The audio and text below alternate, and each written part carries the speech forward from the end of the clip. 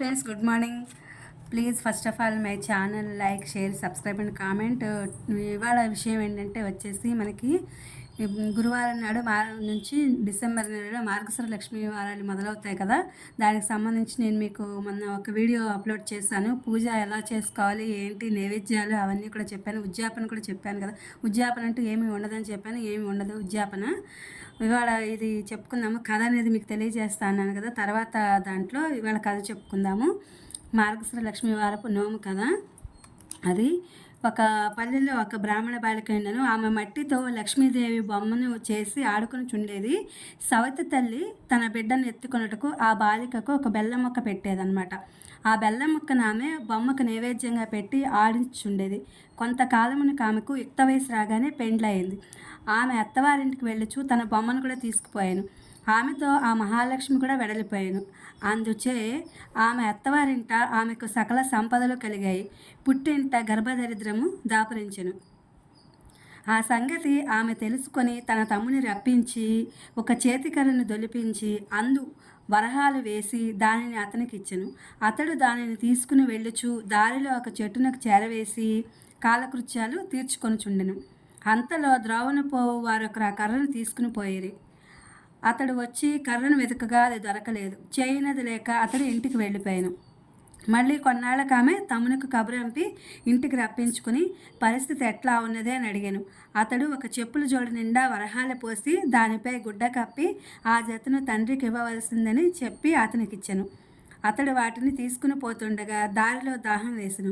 అందుచే వాటిని అతడు ఒక చెరువు గట్టు మీద పెట్టి నీరు త్రాగుచుండెను. అంతలోనొక కుక్క వచ్చి ఆ జోళ్ల జతను పసిగట్టి వాటిని నోటికి కరుచుకుని పోయాను.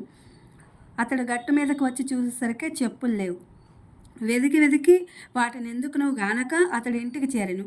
మరికొన్నాళ్లకు ఆమె తన తమ్ముని రప్పించి అతడి పరిస్థితి ఎట్లున్నదని అడిగింది. అతడు జోళ్ళిపోయినవని చెప్పినచో అక్క కోపగించుకున్నానని భయపడి ఆ సంగతి చెప్పకుండా అతడి పరిస్థితి ఎప్పటిట్లే ఉన్నదని తెలిపాను. అది విని ఆమె ఒక గుమ్మడికాయను దొలిపించి దాని నుండి వరహాలు పోసి తమ్మునికిచ్చాను. దానిని తీసుకొచ్చుచున్నప్పుడు అతడు ఒక చెరువు గట్టు మీద పెట్టి నీటిలోకి దిగను. అప్పుడు ఆ త్రోవను పోవచ్చున్న కోమటి అక్కడక్కడకు గుమ్మడికాయ ఉండుట చూచి దానిని పట్టుకుని పోయాను. ఆ బ్రాహ్మణుడు చెరువు గట్టు మీద గుమ్మడికాయ కనిపించకపోవచ్చే ఇంటికి వెళ్ళిపోయాను. కొంతకాలం నుండి ఆమె పుట్టింటి సంగతులు తెలుసుకున్నట్టుకు వెళ్ళి నోమును పట్టించినచో దరిద్రం తీరునని తలంచి తల్లిదండ్రులను తన ఇంటికి తీసుకుని వెళ్ళాను. ఒకనాడు ఆమె తల్లితో, అమ్మ, ఈవేళ మార్గశిర లక్ష్మీ వారము కనుక మనము నోము నోచుకుని వెళ్ళను, నీవు ఎంగిలి పడవద్దని చెప్పాను. ఆమె అట్లేనని పిల్లలకు చద్ది పెట్టుచు అలవాటు ప్రకారం ఒక ముద్ద నోటిలో వేసుకున్నాను. అంతలో కుమార్తె వచ్చి నోము నోచుటకు స్నానం చేయమని పిలిచాను. తల్లి ఆమెతో, అమ్మ, పిల్లలకు చద్ది అన్నం పెట్టుచు మరచిపోయి ఒక ముద్ద నోటిలో వేసుకుంటానని చెప్పాను. అది విని ఆమె వారికి భాగ్యం కలుగుట కష్టమనుకుని తాను మాత్రము నోము నోచుకున్నాను. అంతలో 2వ లక్ష్మి వారం వచ్చాను. అప్పుడు ఆమె తల్లితో నోటిలో ఏమీ వేసుకొనకుండా నోము నోచుకొని వెళ్ళని చెప్పాను. ఆమె అందుకు ఒప్పుకొని పిల్లలకు తలంటి నీళ్లు పోయిచు నూనె గిన్నెలో మిగిలిపోయిన నూనెను తలకు రాసుకున్నాను. కుమార్తె వచ్చి తల్లిని నోము నోచుకున్నట్టుకు స్నానం చేయవలసిందని కోరాను. కానీ ఆమె మరచిపోయిన తలకు నూనె రాసుకున్న సంగతి తెలిపాను. అయ్యో, ఈ వారం కూడా వృధా అయిపోయిందని అనుకుని ఆమె మాత్రమే నోము నోచుకున్నాను.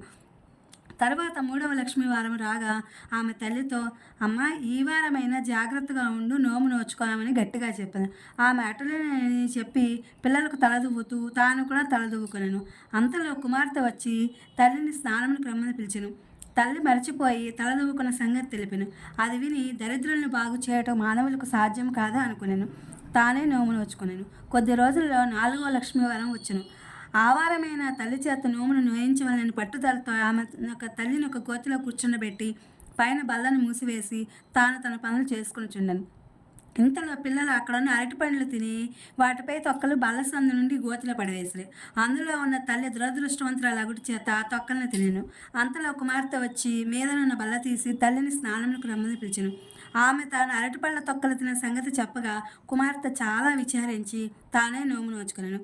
తరువాత 5వ వారం నాడు కుమార్తె తల్లి చెంగును తన చెంగును ముడివేసుకుని తన వెంటనే ఆమెను ద్రిప్పుచు పనులన్నింటినీ ముగించుకొని తర్వాత ఆమె చేత స్నానం కూడా చేయించి నోము నోపించెను. కూతురు పూర్ణకుడుములు నైవేద్యం పెట్టినప్పుడు మహాలక్ష్మీదేవి స్వీకరించి తల్లి పెట్టినప్పుడు మాత్రం స్వీకరించలేదు. అది చూచి కుమార్తె అట్లు చేయుటకు కారణమేమని మహాలక్ష్మిని అడిగాను. అందులోకి ఆమె, అమ్మాయి నీవు చిన్నతనంలో బొమ్మచి ఆడుకొనుచుండగా నీ సవతి తల్లి నిన్ను చీపురు పుచ్చుకుని కొట్టినది, అందుచేతనే నేను ఆమె నైవేద్యం పుచ్చుకొనట్లేదు అనెను.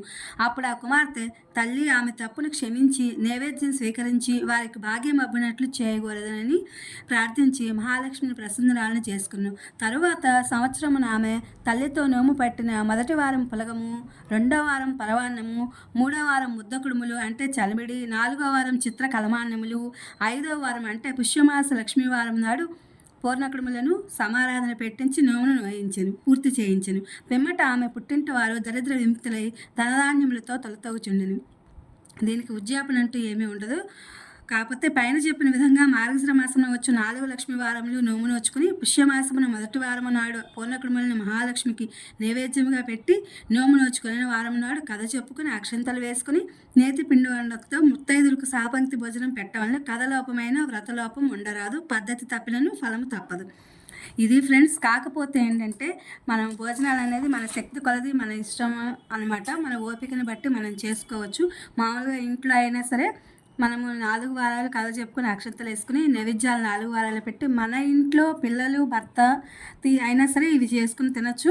లేదా మనం ఓపిక ఉండి ఏదో 2-3 ముత్తైదులకు పెట్టాలి అనుకుని జాకెట్ ముక్క, తాంబూలము లేదా అంటే చీర మన ఇష్టం, అలా ఓపికను బట్టి అయినా చేసుకోవచ్చు. దీనికి ఉద్యాపన అంటూ ఏమీ ఉండదు. ఇదే లాస్ట్ వారం పూర్ణకుడుములు మొత్తం అంతా కూడా ఈ అన్ని రోజులు పెట్టిన నైవేద్యాలు ఏవైతే ఉన్నాయో వాటన్నిటిని మనం సాధారణంగా పులిహోర అవన్నీ చేస్తాం కాబట్టి చేసుకుని మనం వీటిని చేయొచ్చు. అంతేగాని దీనికి పెద్ద ఆర్భాటం అంటూ ఏమీ ఉండదు. మన ఓపిక, మన ఇంట్రెస్ట్ వీటిని బట్టి ఉంటుంది. అవన్నీ కూడా సాపంక్తి భోజనం అని 10 మందిని 20 మందిని ఏం అవసరం లేదు, మామూలుగా చేసుకోవచ్చు. ఓకేనా? ఇది ఫ్రెండ్స్ కథ, మార్గశిర లక్ష్మీ వారం కథ. ఈ కథ అనేది ఒక్కొక్క చోట ఒక్కొక్క రకంగా చెప్తూ ఉంటారు.